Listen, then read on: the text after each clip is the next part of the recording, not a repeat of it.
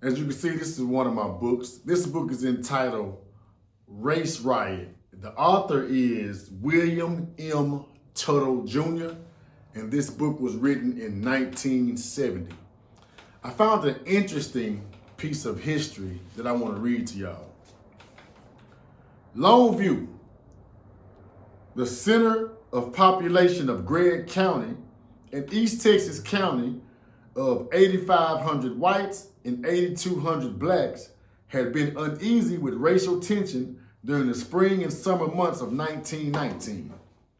Members of the local chapter of the Negro Business League had established black cooperative stores that sold products at lower prices than the white merchants.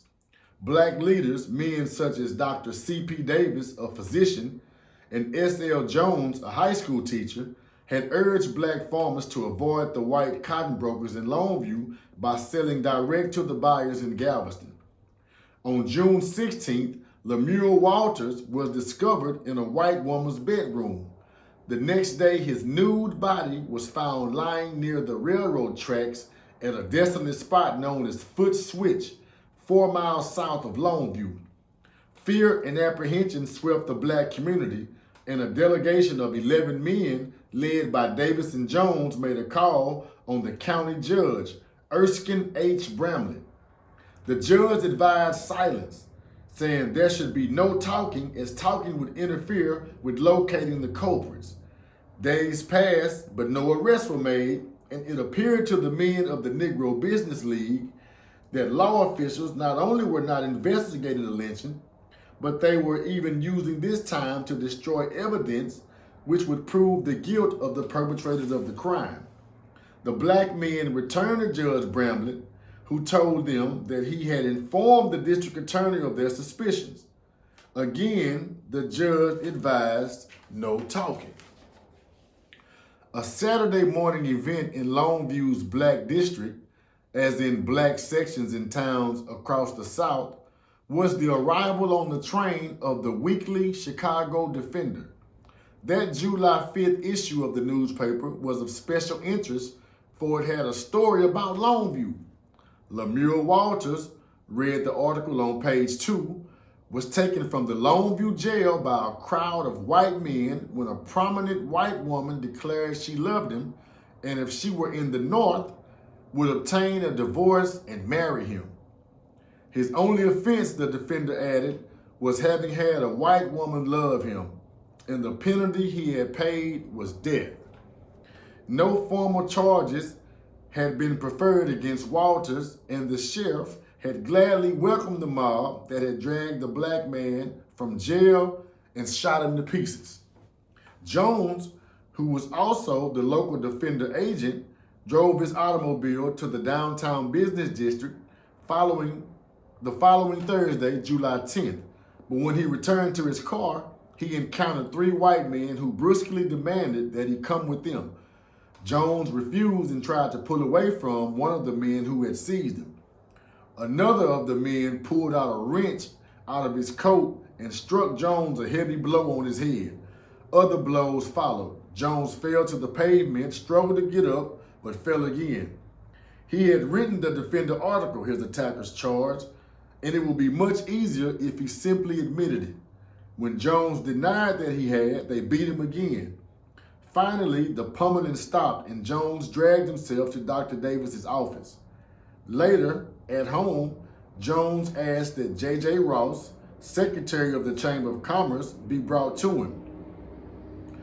He told Ross what he told his assailants, that he was not the author of the article, and if Ross did not believe him, Jones said, he should wire the defender for confirmation. Ross said he would. Meanwhile, there was talk in town impending trouble that night. If Jones were still in Longview by midnight, according to one rumor, he would be lynched. Mayor G.A. Bodenheim sent a messenger to Davis to warn him and Jones to leave town at once. But Davis sent word back that he was staying. Davis also learned that the mayor and other city officials were meeting in emergency session at City Hall, and he decided to join them. When he arrived at City Hall, however, all the white authorities would tell him was to take off his hat. Yes, Davis replied heatedly. That's all you say to a colored man who comes to talk serious business to you? Take off your hat? I am not going to do it. I want to know what protection we colored citizens are going to have tonight. You will have to take your chances, the mayor replied.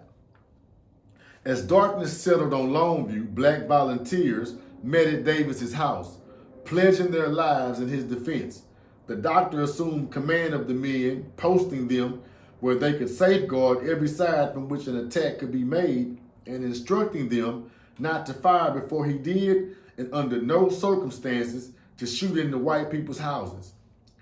At about 11 p.m., Dr. Davis sneaked through alleys and dark streets to within eyeshot of the city hall. It was just as he feared. There he saw armed men gathering, using the fire department as their command post. Returning to Jones's house, he told his troops what the prospects were and offered to allow any of them who did not feel like risking their life to retire. Every man stayed and said he was prepared to take what might come. Soon afterward, and approaching midnight, Davis and Jones recalled, the mob came down through a back street. The black men crouched quietly, waiting in ambush until Jones's house was approached or attacked. 4 white men came on the back porch of the house and called Jones to come out. There was no answer. When it became evident that they intended to force their way in, Davis fired the first shot and the melee began.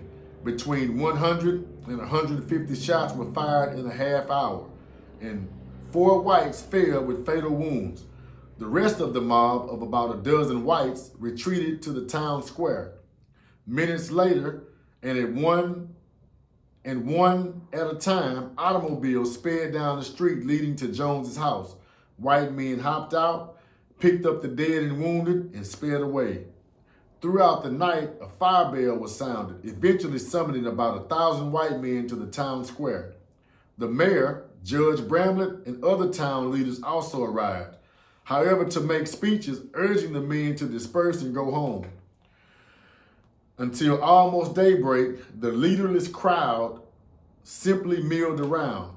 Then, as if suddenly energized by the first shafts of daylight, men began smashing their way into the hardware store and helping themselves to rifles, pistols, and ammunition.